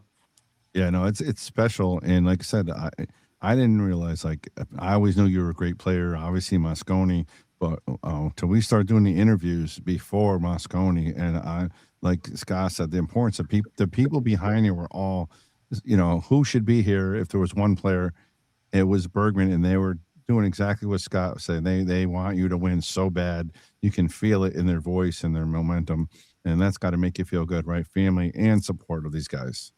Oh yeah, it's incredible. what are the Hopefully I dates? can. What are the dates um of you and Tom Cousin? July 22nd. July So 22nd. yeah, Where can they Wednesday. watch it? QX TV, Is that pay per view or stream? Free stream. pay-per-view. I'm putting you on the spot, ain't I? Yeah. There's nothing No, wrong it's with good. that. What's I'm gonna share it here pretty soon. I was kind of waiting until it got closer to, okay? start promoting it or whatever, but Yeah. One it's day match, coming up. 2 days. One One day day, match. one day, How one much? Do you day. know how much the pay per view is? I think it's $20. Nice. Oh, that's not bad. That's Yeah, nice. That's yeah, not bad. And like you said, it could be a quick match, right? With the shot clock, it could go rather quick. yeah. I'd say it'll probably be like 3 to 4 hours, but I mean, if somebody runs away with it, it could be over in like 2 hours. Winter break. Winter break. All right. I'll bet if whoever's watching, well, this is going to come out before that goes. I'll bet anybody, the first person that takes my bet, but they have to reach out to me on Messenger. I'll bet 200 that 5 racks will run. I would not take your bet. I'll bet 200, at least 5 racks. 5 racks or more. You're stealing that bet because them tables break so good. Justin, you're Have you killing me. played on the Brunswick bar table, the new one? No. Not- What are you not saying? yet. Big pockets? They're pretty forgiving. Yeah. And they just break so easy, Yeah. Yeah. Yeah. Let's talk about the Brunswick. They're one of the sponsors, of course, the Boom and Fraser show, and they also sponsor you as well, right? Yeah. Have Yeah, you always liked the absolutely. Brunswick tables, or They were my favorite table forever. And then Diamond came along and, that would their diamonds were just everywhere around here, so you really couldn't find a Brunswick to play on. But I'm really glad they're getting back into the pool scene, and I think right now the new Gold Crown 7 that might be like the best table ever made. Yeah, I agree. I got them on my room. I actually got 8. Really? I'm getting the other 8 in July because we have the McDermott Open coming, and we're going to be I think Wow. probably the first room in the United States to have 16 Gold Crown 7s ready to go and have a pro event on them. So we're excited about that. That's all. Do you have the white ones or No, the I got the black. I was going to go black? with the white because they look so nice, but because it's a business, I just know it would probably get a little dirty or something. I Yeah. love the white. Is that the one you like the best? I don't. I know the white is really. It's a pretty table, but I don't know. I like brown or black, like Yeah. traditional Yeah, colors. You know. we're giving away a Brunswick. We're giving away a Brunswick Gold Crown for this episode, or not for this episode, but for this podcast. So we're gonna have a drawing out there pretty soon. We're not giving it away, but what are we doing, Bobby? So what we're going to do, check this out. You're going to enjoy this, and this is pretty cool. We got a brand new Gold Crown 6, brand new Gold Crown 6 with drop pockets. Beautiful table. I mean, the 6s and the 7s they're both nice. So we got a brand new 6, $100 a spot, 120 spots. But not only are you going to get it delivered, we're going to give you $500 credit so you can get it set up. So you're going to get a brand new Gold Crown in your house for $100. That's pretty cool. Heck yeah, that'd be Yeah. sweet. Yeah. Justin's talked to me about the Brunswicks. Mark Gregory. Justin didn't really know who Mark Gregory was before they had met, but he and Mark got to know each other. But Mark Gregory was knee deep in the development of the Brunswick, and he, in my opinion, is the best mechanic in the world. And I can't wait to really get my hands on a Gold Crown and start playing on it. Yeah, you'll love it. I know. Yeah, I can't wait. We're getting those 2 ultimate tables, like you said, for our back room as well. We're supposed to be getting those around middle of July. I can't wait to play on those. They play well, you said, right? No, they play good for sure. Yeah. Do you have Ultimate Pool League in your pool room? No. We have mostly APA, and they're starting to make it happen now. So, I mean, we're going to be trying to figure it all out. Where's your pool room at? Wallingford, Connecticut, on the East Coast. We're actually starting the East Coast. We're supposed to have the McDermott Open and then the Racks tournament in Okay. Long Island, but I think they postponed. So it's just us. So we got to figure out if that's still going to happen. We're working on it. Should be pretty good. I mean, we got a lot of players signed up. So you're close to like New York City. yeah, we're like a 2 hour from New York, 2.5 hours, 3 hours from New Jersey. Yeah, I somebody told me that match room, the Racks tournament, that was a match room event, right? Yeah, it's a matchroom event. Yeah. That was going to happen in like end of July. July 16th to the 19th. Yeah, it's supposed to happen. We got a good amount signed up, but obviously want to make sure it's full. With the other event, it didn't not happen and want to make sure it's good to go. But I know Nick might have reached out to you, right? I mean, you never know because they love Brunswick, obviously. The Brunswick Arena here, good stuff. I just got permission, or the boss actually just messaged me, Justin. And I asked him if there was anything you wanted me to say or ask you. And I'm talking about David Bartosiak with Classic Billiards. So he did. He just messaged me and he told me to ask you if we could do it. And I know you don't care.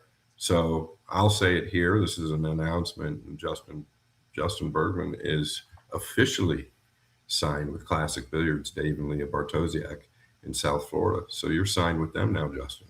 Awesome. Congratulations, man. You can't get a better guy than Dave. So no, he's as good as he gets, and he'll stick with you. I'll tell you what, he's a great guy to have in your corner. He's sponsored this show for a long time, but he's got a great player in you in his corner. I know you're going to perform this year. I'm going to continue to put the heat on you, and we all look forward to seeing you on Team USA. That's what we want out of you, and that's what we need out of you. Yeah, you're talking about not only get the fans behind you, you got your family behind you, you got Brunswick, Viking, and Dave Bartosiak. That's one heck of a team, man. I know. Justin Bergman leading it off. I mean, that's fucking strong, man. We definitely need more guys like Dave in the pool world. He helps so many players. Like, yep, been great. No, he does. Yeah. We're going to switch gears a little bit. I know we don't want to keep you too much longer. We know you're a busy guy. No. He's ready to go. No, I'm fine. Ready to go. How long have we been talking? Exactly an hour.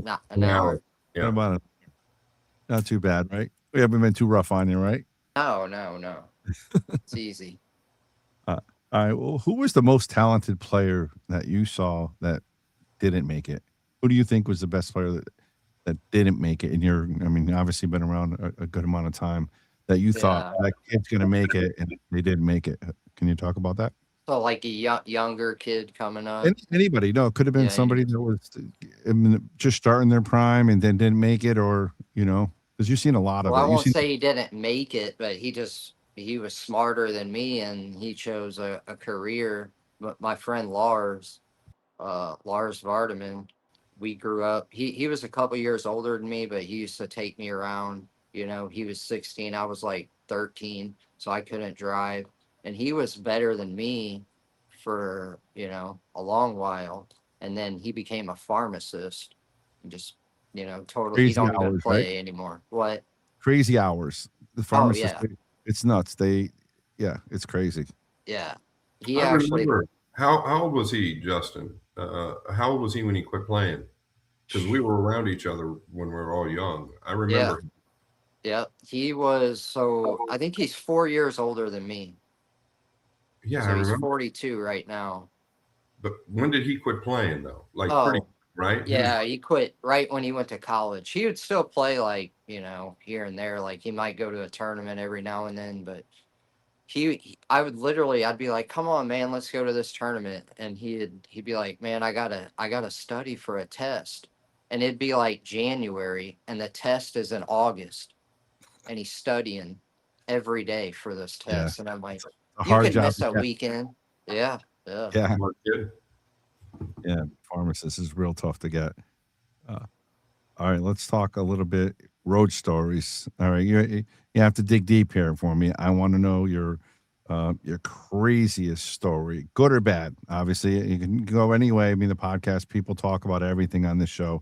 You can go either way. What is your craziest story? It could be a tournament and finals. It could be what I is your can't tell craziest? some craziest stories, Yes, you but can. You should. no. Like Scott's stories were. I mean, he got into it. C.J. Wiley. Well, He's. the difference is, but Justin's still playing. Yeah. I So got. I got yeah, you. he's still playing. So and he's got sponsors. My sponsors don't care because I talk for a living. But Justin's Yeah. not. What can you tell us? I What do you mean, I've got? been in some scary situations for sure. Um, Give us one. like, Yeah. yeah. Oh, I won't name no names, Yeah. but Okay.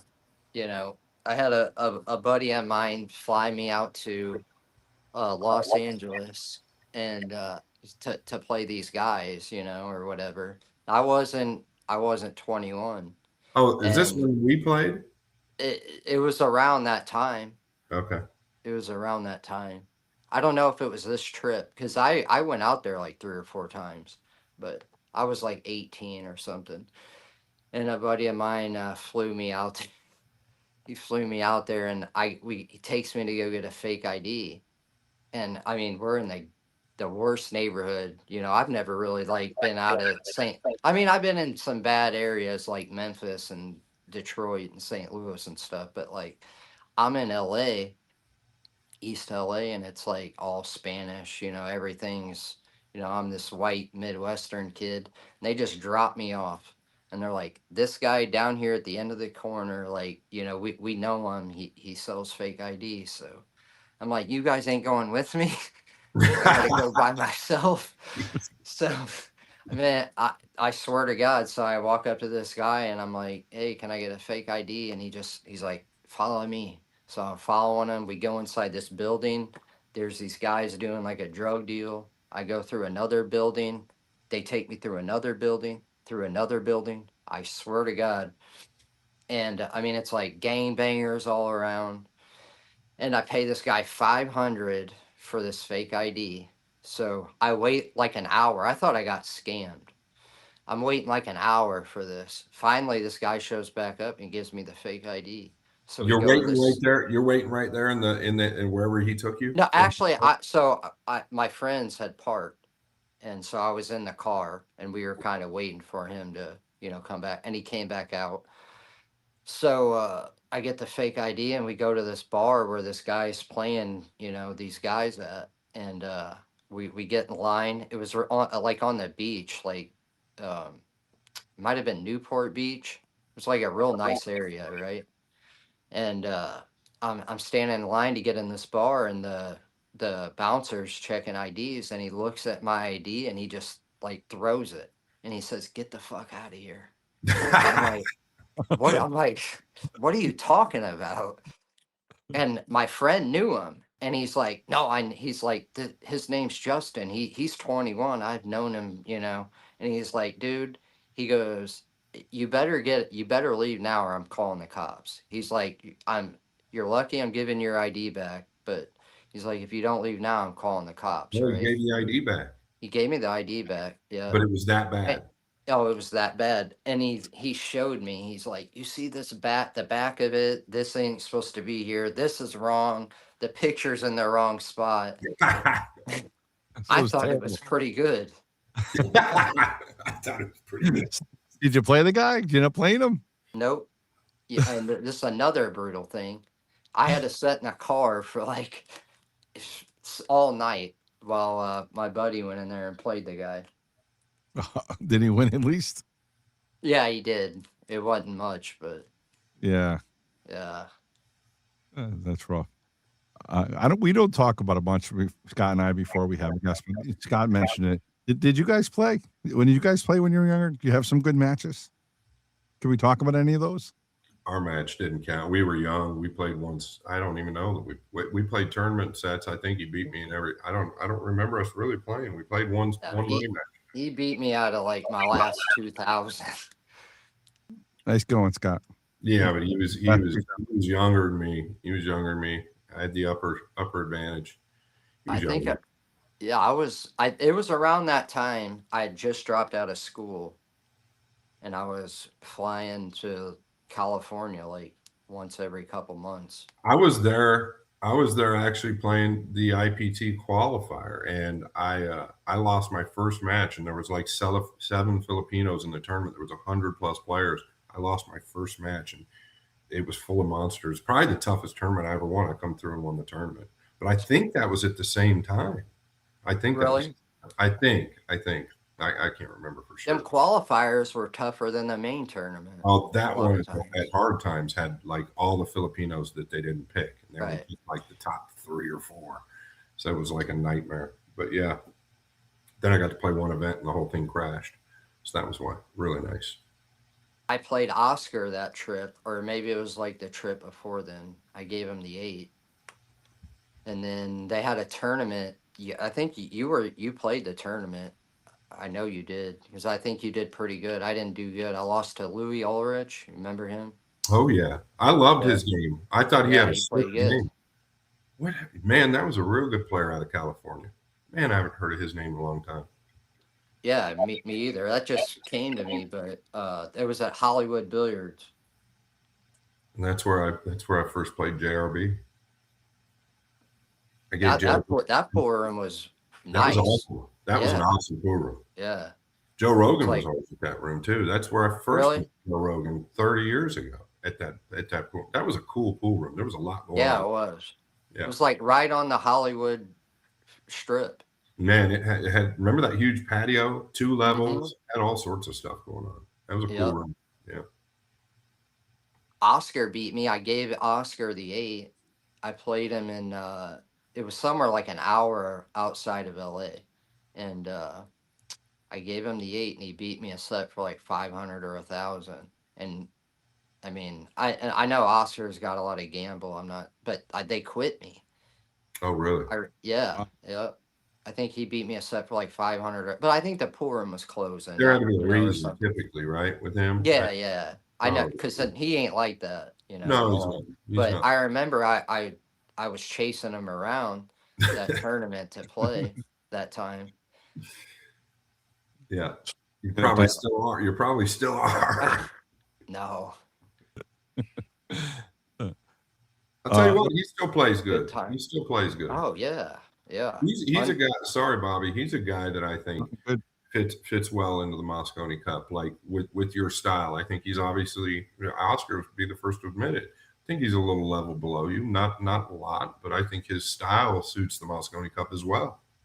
No, I would play with Oscar in a heartbeat. Yeah. Let's talk a bit about you. For people that don't know you, let's talk a bit about your history. Like, when did you start playing pool? And you said you went to a rough area. Did you grow up in a rough area where you drove No, regular? I mean, it's pretty close to a rough area, but no, it's just normal. It's safe. Yeah. Um, yeah. 10 minutes. I live like 10 minutes from downtown St. Louis, but Okay. in the good part. That's a little different. There's some rough areas in STL. Yeah, yeah. Yeah. It's like the worst in the country, about like 3 miles from here. But I'm And, not in and there, so Dave's a huge Bears fan, right? And yeah, in baseball, the Cubs, and you're a Cardinals fan. yeah. That's Listen, Bobby. Right, Listen to this. Remember when I introduced you today? yeah. Listen to what happened. Oh my God! I And show up in a Cardinal shirt. I know Dave well, right? So I know he's just busting his balls. But for like 3 months, I've been trying to tell Justin how Dave is, and he's a cool guy, fun guy, funny guy. But I told him he's a big guy too, right? Like a big, intimidating kind of guy. And Justin finally, Justin rides with me. He and his aunt ride with me to the pool room. First time they've ever met, and I introduce him. And here's Justin. You know, he's like 5'10" or 5'9", whatever. And I introduce him. Here's Justin. Justin, this is Dave. And Dave doesn't even put his hand out. He just starts yelling at Justin. Oh, you're a this fan. You're a that fan. Oh, you're a White Sox fan. You're dead. Oh, he went off on him. And I seen Justin. I was looking at Justin. Justin literally, to me, he looked like he didn't know what the hell to say. But He's like, take that fucking shirt off. That's gay as shit. Gay ass Cardinals. Oh, you're wearing Cardinal stuff? Yeah, yeah. He's I a can- Cubs fan. Oh yeah, big Cub, big. Cubs fan. Yeah. Yeah. So I've been giving him shit lately every time they lose a game. It's fabulous. It was funny. Yeah. That's fabulous. All right. So when did you start playing in St. Louis? How old were you? I mean, I literally started playing when I was like 5. Really, that young? Yeah. Yeah. On like a 3x6 table. That's crazy. Yeah. Good at 17. Were you able to reach the table? You know, it was a smaller one. Yeah, barely. Yeah. Yeah. There's like people say that I used to go to the pool room and stand on milk crates. That's a lie. I never did that. I could reach. It's probably why I got like a long bridge right now, maybe. But yeah, I always could reach. But then my dad bought me an 8-foot Gandy pool table for Christmas when I was like 8 or 9, and I would just play on that table every day. Did you fall in love, or what happened? Did your dad steer you, or what happened in this No, game? yeah, my dad was like a pretty good league player, like He was a above good average. player, your dad. Yeah. Mm. So he kind of showed me, at first. Yeah. Yeah. And then you just fell in love and took it to the next level. And then when did you start playing in the juniors? I think I went when I was like 9 or 10. I got second. Shane McMinn, he won it that year.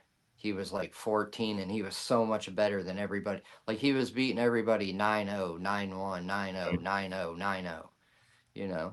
I think I was 9. That was in Secaucus, New Jersey. I got like 5th in it. And then the next year I got second to Josh Brothers in the 14 and under. And then like right around then, I knew I wanted to be a pool player, like back then. Did you take the losses rough when you were that age? Oh, yeah. You really were hard on yourself when you lost. I used to cry all Hold the on. time when I lost. Hold on, guys. Somebody's calling me. It's probably What's Dave up? talking Yeah. about it. What's up? You're live on the show. What's up? We got the number one Cardinals fan on the show today, Dave. That's right. Hang on, chill out. Give me a second. Give me a second, you fuck. Here we go. There you go. Have you checked the standings lately? Got the number one Cardinals fan on the show, Dave. Oh, you motherfucker. Can we just Man. can we just get past that and talk about y'all, you and Justin, y'all tying the knot, right? First of all, so it took me a little bit to figure out what I really wanted to do, right? Because I got into this game and I was like, yo, I need to help accelerate whatever I can in pool, right? So I started just being like spaghetti to the wall. And then I started realizing that, you know what, man?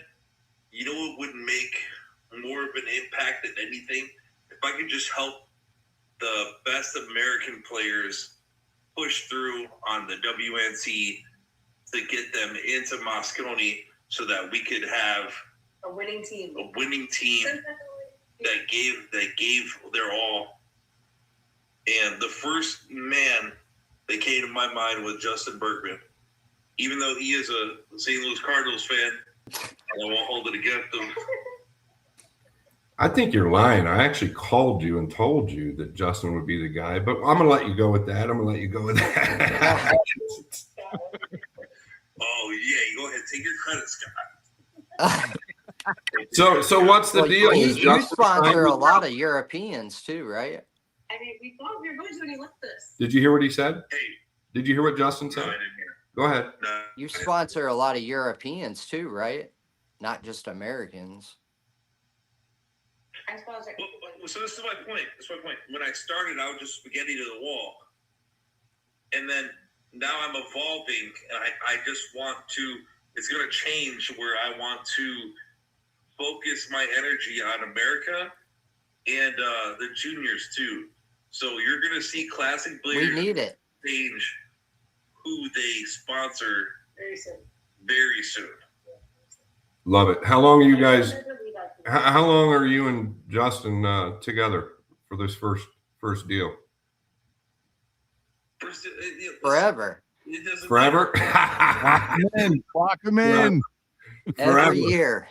All that matters is that Justin Bergman is going to commit to A year? himself, and getting it in, and I'm going to support him as much as I can, as long as I can. Love it. Getting to the event. Wearing And that's what. Love it. And I just want to grow the game in America, and I want to support the guys. And this isn't, listen, and I want to make this known. This isn't about lining someone's pockets. Yeah. This is about helping somebody get to the events and not be stressed out about having to eat, or not be stressed out about how much the hotel's going to cost and all that. It's about supporting a guy that we love and helping him just chill out and perform. And so that's what I want to do moving forward. And that's it. Love it. So Justin filled all of that. He checked every box, and I know that he can help the U.S. in Moscone. And he's actually despite his love for the Cardinals, he's a pretty good guy. We all have our faults, you know. You're hilarious. That's where we're at. All right.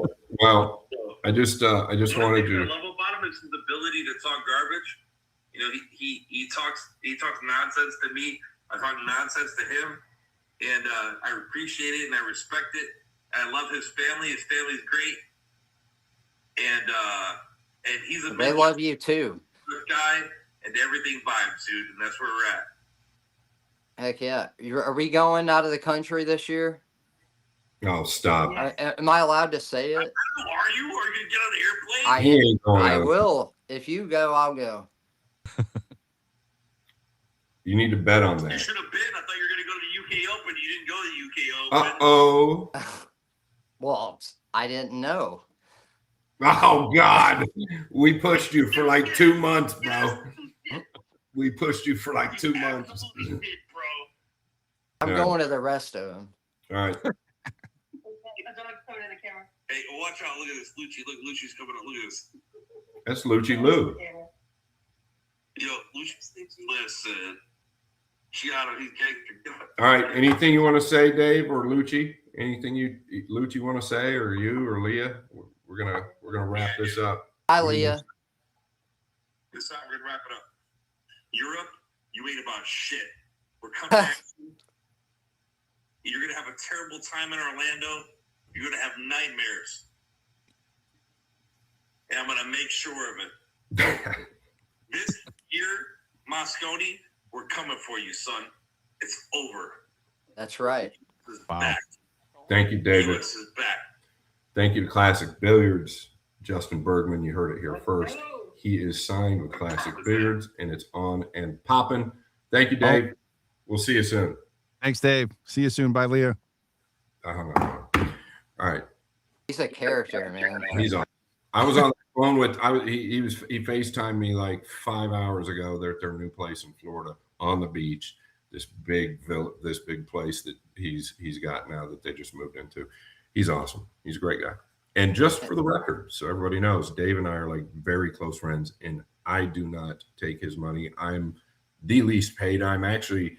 I don't know if I am paid. I don't think I get paid from him. He sponsors the show, and it's not a lot of money. And I give that guy and our team most of it. So he's just a very good friend, and he would do anything for anybody. He'd do anything for me, and he's truly just one of the best. He's one of my best friends.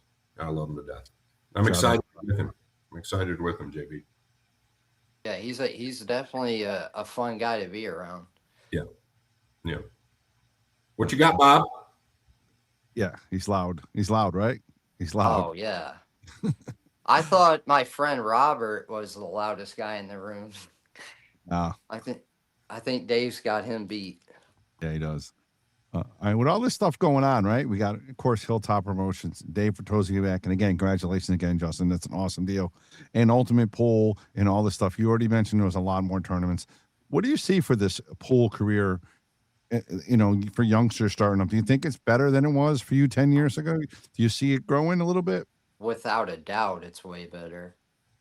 Yeah. There's more tournaments for sure. There's I think locally, pool is worse off. Like if a young kid making money gambling and like all the tournaments now, if you're a good player, you can't go and win them. You get kicked out. But I think like sponsors, when I was younger, the only players getting sponsored were like, the best of the best, like Earl Strickland or something, so the sponsors are a lot better. There's like a tour for kids to play in now. There was like one tournament a year when I was growing up. So it's definitely, I think it's better. I think it's only going to get better. Now, what about pressure? Does that add pressure on you now now you got three, good sponsors, Brunswick, Viking, and Dave. I mean, does that put extra pressure on you to perform or to go to more events, or you're just going to play your game and they got your back because they got your back, right? No, I'm happy to have them for sure. Yeah, Go ahead. I don't think I I have extra pressure or anything. Nobody's going to apply more pressure to you than you. Yeah, right. That's how great players are. Yeah.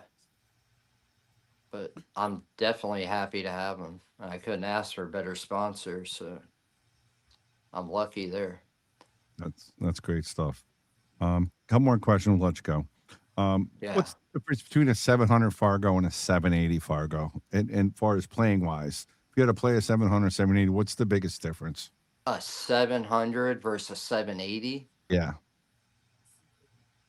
There really ain't much, really, but it's just the little things, right, Scott? I mean, the short races at 700 could be to 780. Oh, yeah. 40% of the time easily, right? Especially if the ball, if the balls just sometimes they just lay, super easy. Maybe the 780, the balls tie up, he might have a hair advantage, and then they're going to make that one or two less mistakes, like an hour or something, but that don't have to show up. I think that's where the tighter pockets show up as well, right? Maybe a little bit, right, where the tactical side comes in or where the shooting comes in. But yeah, the 780 is probably just a hair more consistent, Yeah. practices more or something. It's a good question. Yeah, it is. Do you think Fargo helped or hurt the sport? Speaking of seven, Ooh. I think. Tell the I truth. mean, I know it hurt me, money wise. I mean, it's good and bad. I think. Can I say something? So Yeah, of course. you just said something that I don't think about a lot, but when I had the pool room, we were the proving grounds or the testing grounds for Fargo. Arizona's kind of that and a lot of different things. But I noticed a peak in league players, a peak in small tournaments, a peak in weekly tournaments. But you just mentioned that for the local players, it's a lot tougher. And what I think Justin means is like the pretty good local players, it's really tough because they have to give up these bigger spots. Gosh, I just had a really good point in my mind. I think this is the point. I think it's kind of like the government trying to cut out the middle class. And I'm not saying Fargo's trying to cut out the middle class. I feel like the middle class is almost extinct now when it comes to pool, as far as making money. The elite players and the really good players are making money. And then the lower end league players and weekly players are making money. But the guys in the middle that are trying to get If where you're they a need 700 Fargo player right now, to get, yeah, it it's is tough. the worst time to be like a 650 to like a Yeah, paying 750. anything. Yeah, No. It's tough. It's Yeah. tough. Fargo is okay for pool rooms, but I think it did a lot of damage as far as action And I get it. Like the pool rooms need players, and they get more players with a handicap tournament. But does everything have to be handicapped? Yeah. Like right.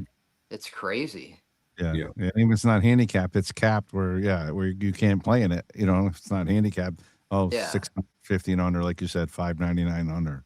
And I'm still. I mean, I know it's probably the most accurate thing we have, but I mean, I see it all the time. Guys and they're not even cheating the system. There's Yeah. these real good younger players that they're 100 points below than what they should be, and they're Yeah. not like dumping or anything No, like they're that. just improving so quick that it can't keep up with the system. Exactly. Yep. All right, I got two more, and I'll let you go. I know Scott may have a couple more, but what's one thing that you would like everybody to know about Justin Bergman? The one thing about you as a player, as a person, what would you like everybody to know about Justin Bergman? I don't know, but it bet on me playing Tom Cousin. Every time I play, I'm gonna give it my all. I'm No, gonna bet seriously, I love that. I love that. That's awesome. Yeah, I'll bet that's on it for sure. Anytime he's playing, I'm betting on him. all right. I think we might get some more money, but yeah, Oh yeah. I just want to try my best every time I get up there and play, and hopefully I can make a difference in the game. All right, and you played at a young age. We talked about your young career, starting out real young, and you've been through the trenches. What's your best advice you could give somebody that's, whether they're 14 trying to play in the amateurs or they're that 700 Fargo trying to get to the next level? What do you tell that person if they want to be a pool player? Yeah. Just stick with it. Don't quit. And you got to practice every day.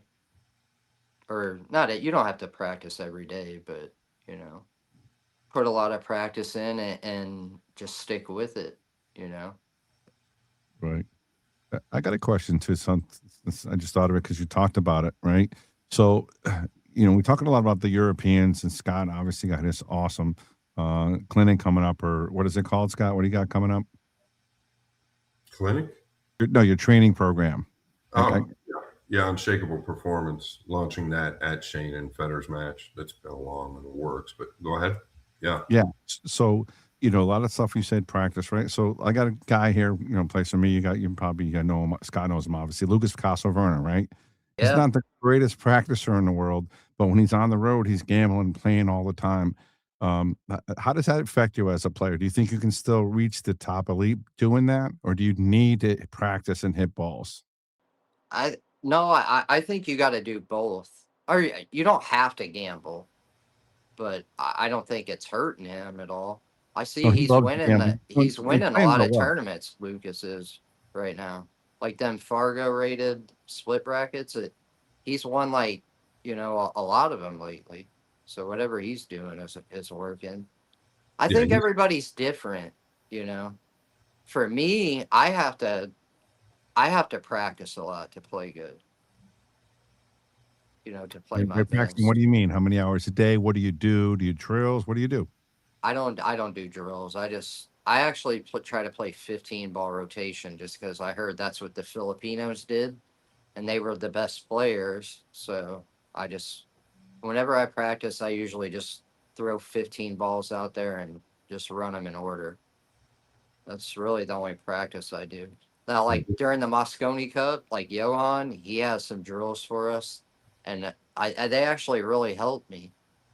I think I played my best pool when I was doing those, but I don't do them when I'm at home or anything. I probably should.